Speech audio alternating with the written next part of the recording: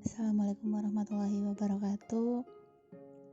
Bagaimana kabarnya teman-teman semua? Kembali lagi kita bertemu di kelas kreatif, dimana kali ini kita bertemu dalam mata kuliah sejarah sastra.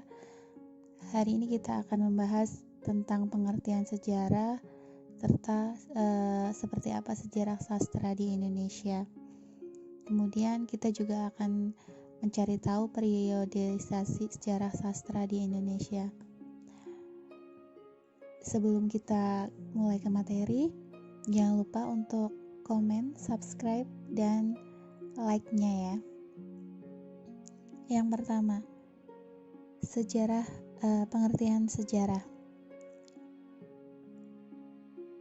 Menurut Gaskell, dijelaskan secara panjang lebar bahwa pengertian sejarah atau histori itu berasal dari kata benda Yunani historia yang berarti ilmu, dan oleh filsuf Aristoteles kata tersebut diartikan sebagai suatu pertelaan sistematis mengenai seperangkat gejala alam ya, jadi sekumpulan seperangkat gejala alam, entah susunan kronologi merupakan faktor atau tidak di dalam pertelaan.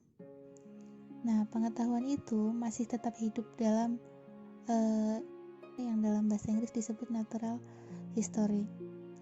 Namun kemudian dalam perkembangannya, kata Latin scientia lebih sering dipergunakan untuk menyebut pertelaan sistematis non-kronologis mengenai gejala alam. Sedangkan historia biasanya dipergunakan untuk pertelaan mengenai gejala-gejala dalam urutan kronologis. Sejarah itu adalah diartikan sebagai suatu pertelaan sistematis atau perkumpulan mengenai seperangkat gejala alam. Ya. Jadi histori, ilmu sejarah di sini dapat diartikan bahwa pengertian sejarah itu adalah pengalaman manusia di masa lampau yang sangat banyak ya, pengalaman manusia untuk diingat kembali, direkam, kemudian dicatat dan direkonstruksi. Dengan kata lain, masa lampau manusia itu bisa ditampilkan kembali pada saat ini. Nah, itu yang disebut sejarah. Dan dalam kehidupan manusia pasti ada peristiwa ya, tempat-tempat, bayangan, pasti ada sesuatu yang harus direkam atau dicatat ya, dan itu tidak untuk dilupakan. Itu yang dinamakan sejarah. Kemudian berikutnya adalah sejarah sastra. Secara sederhana, sejarah sastra itu bisa dikatakan merupakan cabang ilmu sastra yang mempelajari pertumbuhan atau perkembangan sastra di suatu bangsa.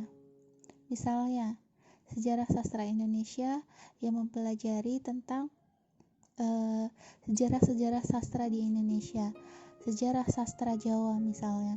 Sejarah sastra Jawa khusus mempelajari sastra-sastra yang ada di Jawa, atau sejarah sastra di negara lain, bisa seperti itu. Dengan pengertian itu, bahwa tampak bahwa objek sejarah sastra adalah peristiwa yang terjadi di rentang masa lampau suatu bangsa ya, jadi peristiwa-peristiwa yang sudah terjadi di masa lampau. Dan di sini sejarah sastra itu meliputi karya sastra, pengarang, kemudian pengajaran, kritik, dan sebagainya yang berhubungan dengan sastra. Jika Anda membaca pengantar ilmu sastra, di sana dijelaskan bahwa dalam sejarah sastra itu dibahas pula periode-periode kesusastraan, kemudian aliran-aliran sastra, jenis-jenisnya, serta pengarang-pengarang pada masa lampau, dan juga reaksi pembaca pada saat itu. Semua itu dihubungkan dengan perkembangan di luar bidang sastra.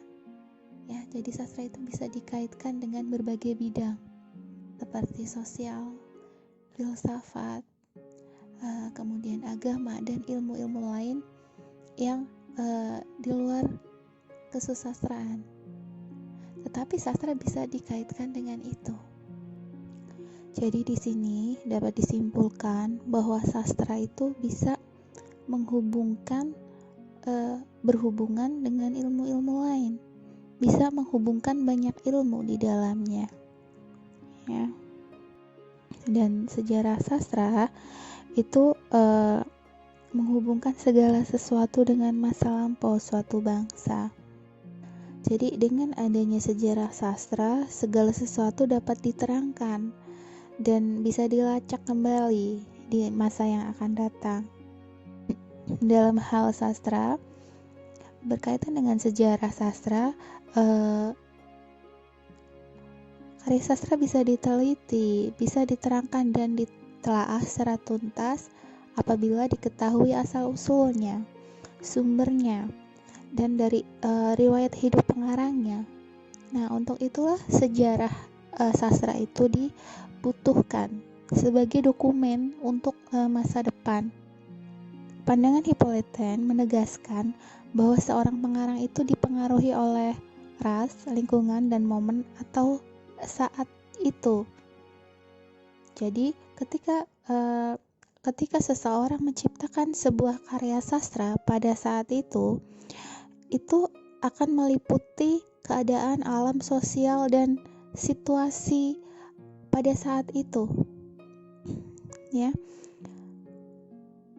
Nah, apabila fakta itu diketahui dengan baik, fakta itu di dalam karya sastra, maka dimungkinkan simpulan mengenai iklim suatu kebudayaan seorang pengarang dan karyanya itu bisa didokumentasikan lewat sejarah, lewat karya sastra yang diciptakan oleh pengarang pada waktu itu. Itu seperti itu. Berikutnya tentang sejarah sastra di Indonesia.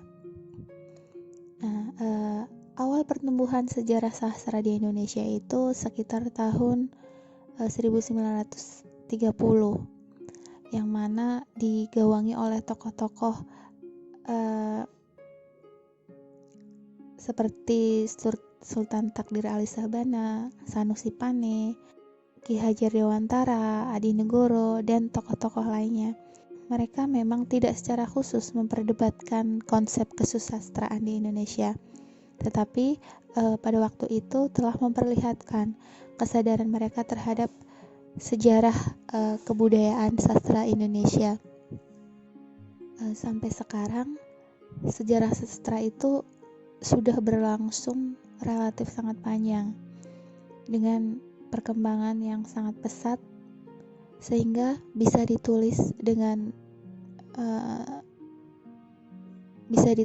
menjadi dokumen atau buku.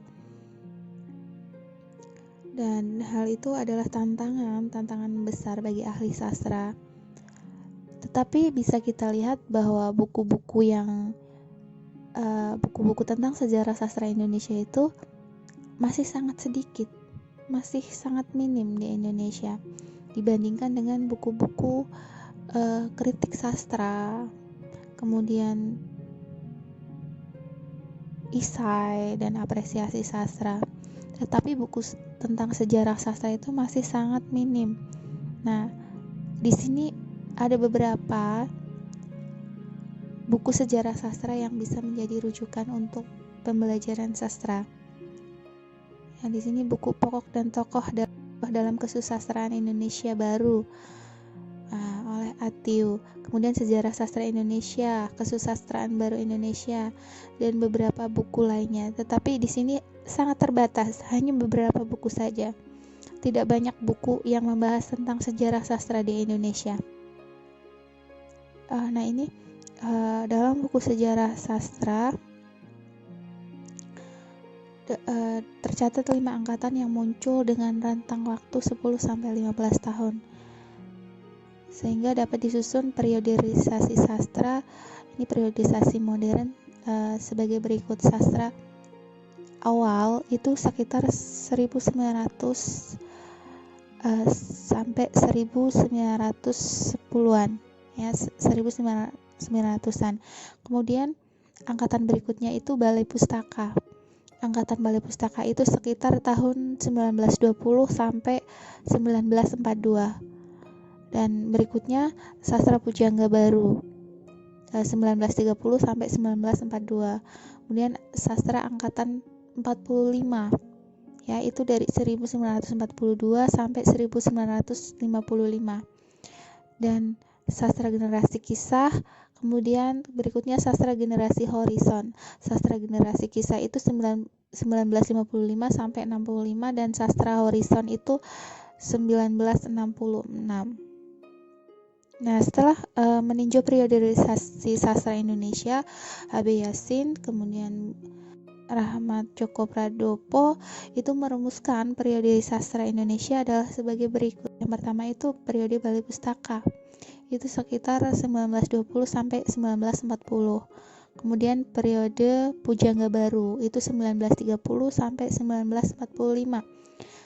Dan berikutnya periode angkatan 45. Ya, itu sekitar tahun 1940 sampai 1955. Kemudian periode angkatan 50 sekitar tahun 1950 sampai 1970. Dan periode angkatan 70 sampai 1965 sampai 1984. Dari pendapat para pakar tersebut, maka dapat disimpulkan periodisasi sastra itu yang pertama angkatan Balai Pustaka. Kemudian yang kedua angkatan Pujangga Baru, kemudian yang ketiga angkatan 45, yang keempat angkatan 50, dan yang kelima angkatan 60, dan yang keenam angkatan kontemporer, yaitu angkatan 70 sampai sekarang ya. Ini juga disebut sebagai sastra modern. Baiklah teman-teman, cukup sekian penjelasan kali ini. Jika ada yang perlu ditanyakan, nanti kita bisa diskusi bersama tentang sejarah sastra Indonesia dan periodisasi sejarah Indonesia. Pertemuan berikutnya kita akan membahas mengenai lebih dalam tentang sejarah sastra Indonesia. Ya, saya akhiri. Wassalamualaikum warahmatullahi wabarakatuh.